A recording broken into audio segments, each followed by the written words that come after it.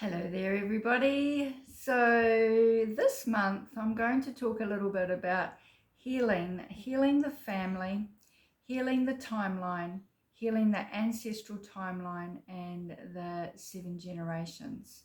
I did a little reel not too long ago about my family, 2 of my sons, my mum, myself, and my partner. We went down south in New Zealand for 4 days and 3 nights, and how over the years, a few years ago, we would never have been able to do that together. But because of the healing that I particularly have done, of course, they're on their journeys and they're doing their healings as well. I will not take that away from them, of course, but I know how the energy, the energetics work. When you do healing on yourself, it ripples out. It's like throwing a stone in a pond, and then it just ripples out, very gently, energetically in a sense, ripple by ripple by ripple. When you do healing on yourself, it might not happen to your family overnight, but because we are just so energetically connected, it really does happen. If you imagine, like in that, the stone in the pool, we are like a circular, what would you call it? Just, what I'm saying. We're just this circular being, and everything comes up and out through us. So, and you don't have to actually believe in past lives. It's not a spiritual thing as such, because if you understand that through generations, DNA is passed down through our chromosomes to each generation that's born. And so something that may have happened to your ancestors back in the war can still be encoded in you when you were born, and then you grow up with that in your blueprint. In your soul has a blueprint, because there is no beginning and there is no ending to your soul. So I guess that's where the past lives come in. Your body passes away, you die in the physical, but your soul carries on, and that carries all the blueprints of every experience that you've ever experienced as well. So our soul comes into this planet in a vessel, so to speak, and chooses experiences it wants to choose in that lifetime. And you can have contracts with different people. You can like almost shake hands before you get to planet Earth, saying, I'm going to be your mother this time round. Sounds weird for some people. I'm going to be your mother this time round because you were my mother in another generational time before. So because we have all that stuff encoded within us, we're at this point where humanity is shifting. We are moving into a whole revelational new way of being. And a lot of the old stuff is coming up. And some of the stuff might not even be yours. It might be your parents or your grandparents or your great-grandparents. And I don't know about you, and like I said in my little video, it's a kind of irrelevant if you have children or not. So don't worry if you have not got children, because whatever healing you do on yourself still ripples out into your family through the generations, nephews, nieces, the likes. And even if you haven't got them, it still ripples out to children that you have connected with in your life, because we're all energetic beings. We all have these connections. It's all like we're in this web. But we don't want to worry about all that stuff, because sometimes it's just too much and too big and too overwhelming. The most important thing to know, though, is that what's happening out there is that so many fears, anxieties, and chaos and carnage is going on out there for a very good reason. It's happening for a reason. There is a bigger plan. There is a divine plan for each and every one of us. So it's when we get that calling, and the calling, what I mean is that you get triggered and you've been round and round this merry-go-round so many times, and it's like, how many more times do you want to stay on that roundabout? Because it feels safer. You feel like, because you know what's going to happen, you would prefer to stay there than step out into some healing, which brings up a huge ton of emotion. You become an emotional roller coaster. You become very uncomfortable. It can be quite traumatic in the sense of the actual healing, even though you've been through trauma, that you may put a toe out and go, oh, no, no, no, no, I can't. I prefer to stay here where I've got control over the things that I already know. If that's you, that's fine. But just bear in mind, that's where you stay in a sense. And once upon a time, we could do that for, decade after decade, or for hundreds of years in a sense, we've been able to do that. But we're now at this crux point where it's taking the leap of faith. And the veil has become so thin. And what I mean by that is that we have a team of helpers around us, a family of light, so to speak, angels, guides, departed loved ones, ascended masters. The veil is so thin that you must understand by now we're not the only thing living in the universe. There we have a vast universe full of lots of civilizations all around the universe and beyond, universe after universe. And so we're not alone. We can tap into this, you call it the quantum field. At the moment, we're down in the mud. We're just dredging through the mud, feeling all the pain of our own and our loved ones and what's going on out in the world. But then when we take ourselves into this healing journey and detach ourselves from what's going on down here and realize that we're experiencing it for a reason, that we're actually healing not only our stuff, but generational stuff, then you get the breakthroughs. And when you get the breakthroughs, life changes. You cannot look through the same lens as you did before. It's like putting on, you've heard rose-colored glasses. So you can have your rose-colored glasses on and seeing that everything is fine and dandy in your life, so long as you stay distracted, or you don't rock the boat, or you don't have any confrontation, because that can feel really, really uncomfortable. Who wants confrontation? Or you suppress your emotions because you might be a people pleaser and you don't want to hurt somebody's feelings by your own truth and your own integrity. So you keep yourself small. However, that doesn't do you any good whatsoever. Our body picks up on this and over time becomes sick. So all our emotions and our experiences are held out in our aura, in our etheric bodies, and our aura can only hold them there for so long, and then it gets to a point where it goes bang in a sense, and it seeps into the body, and that's where we get dis-ease. So of course there's the physical disease and illnesses and things like that, and then you get your dis-ease in mental health, anxiety, depression, and other, all those other things like that.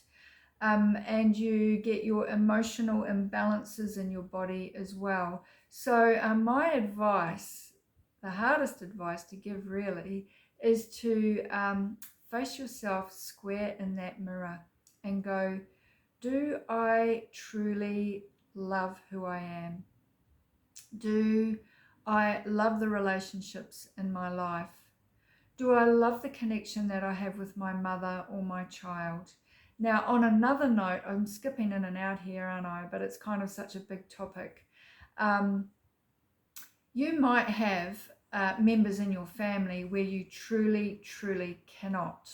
You cannot get to that loving, compassionate space because they are not ready.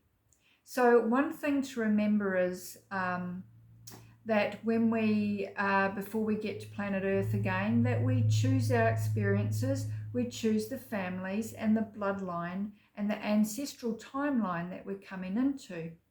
Now, you might have a really narcissistic father, mother, child, or whatever it is, and you again had a contract to shake hands that this one said that I'd be the narcissist this time around, so you can learn to, one, get stronger, two, to love yourself enough to know your worth, that you will not put up with this, three, to overpower it in a sense, not to over dominate the person, but become empowered within yourself, where you may be an empath feeling everybody's emotions, but this narcissist is teaching you to stand up for yourself, to know you deserve, to know your self-value and your worth, and to be strong and courageous, and to put boundaries in place. So basically, that's what I did. I'm not saying that my family were narcissists, but I've certainly chosen some partners that were that way. And a boss and a teacher. So if you notice, if you look at your patterns in your life and you're going round and round, there is a fundamental core within you that needs healing. It's not somebody else's fault. It is their fault in a sense, but it's what you choose to do with it. You can choose to stay in that situation where you're miserable and sad, and again don't want confrontation and everything, or you can choose to rise. And I'm not saying go and face the narcissist, head on. It's more about doing the work within, putting some things in place in your toolbox as to, if it keeps repeating itself, it's like, right, I need to get in nature, ground myself, find my boundaries, write my new set of rules where this is not allowed. And then when you get stronger and stronger in yourself, and you do that healing on yourself, and what healing means is sitting with yourself, sitting in the uncomfortableness, not even knowing what it is really, but letting go and surrendering and letting go of the resistance. And what I mean by surrender, oh my God, there's so many parts in this, isn't there? I didn't know I was going to go on for this long. But what I mean by surrender, this was what I did when at a younger age, when I realized that I was going round and round in circles, and people would say, just let go, just surrender. Well, I am a Taurus, and Tauruses can be quite stubborn, I'd say, tenacious. And a lot of the star signs are. So I'm like, how do I let go? I don't know how to let go. So what I did, the very first time I did it, man, it blew me away. I just put out there, and I said to the universe, or to God, or to ever you treasure and love to be your divine, I said, show me an aspect of myself that needs healing. I hand it over to you, and I will heal it. The universe delivered the very next day. So make sure that you are strong, grounded, sure in yourself before you do that. And yeah, so two things happened. I lost a really good friend. True Colors showed. And actually my husband that I'd been separated from by then was about 5 years. I realized I still hadn't divorced him, and I had this umbilical cord, and things would just keep going backwards and forwards, and through the children as well, of course, because we were both parenting them. But I realized I hadn't made the break and the cut and the clearing and the healing and the closing of the doors. So when you do the healing, it goes 7 generations, 3 generations usually through your grandparents and above, and 3 generations below. So in this time, when I say that the veil is really thin, what I mean by that is help is there, right there, and we can shift things so much faster than we could in the old days. We can just like sit in our stuff for a little while, and you might get an epiphany, or you might know the next step to take, and boom, it is there. If you have been in your stuff for a long time, it might take a little bit longer, but hold on to that faith and that trust that whatever you do on yourself, you're not only enhancing your own life, your own purpose, your reason for being here on planet Earth, that you are also helping generations. So why wouldn't we want to do that for the future generations of the children? Our children are our future leaders, and they need us to step up, step out of our closets, come out from under our rocks, and to face our own limitations, our own fears, our own self-core values and worths, and do the healing so that it spreads out to the children, but also spreads out to the world. This is the only way we can change. We cannot rely on a savior, a politician, a doctor, a pope, whatever. Those days are gone. We're in the age of Aquarius. And what that means, the only way to save ourselves is by ourselves, one day and one step at a time. Please reach out if you do need any help. Later on down the track, I will have some really amazing programs that will definitely give you value and help you get through anything that you are feeling stuck or going around in a merry-go-round with. But in the meantime, there is I don't know if this is going to come out in time. Actually, I'm doing a free 11/11 on the 11th of November. I don't think you'll get this in time, actually. However, after that, I'm doing a free meditation. Watch out for it. It's not free, actually. It's going to be free for 3 days. It's a proper recorded meditation, but it'll be free for 72 hours. It will be yours if you PM me, DM me, whatever the words are, or email me or contact me, and I'll just gladly give that to you, but it's only open for 3 days. Full moon meditation is free, of course, and in December, on the next full moon in December, I'm doing a cacao ceremony on the beach, donation only, in Hervey Bay, Queensland, if you are watching this and that resonates to you. Alrighty, I hope that's been helpful. It's just we're learning to get out of our stuckness. That is the main thing, I guess. We're not stuck in a sense. We just need to take a step forward, and then the stuckness releases. So if you need any help with that, please, just like I said before. Alrighty, I've rambled enough. Love you heaps. Bye.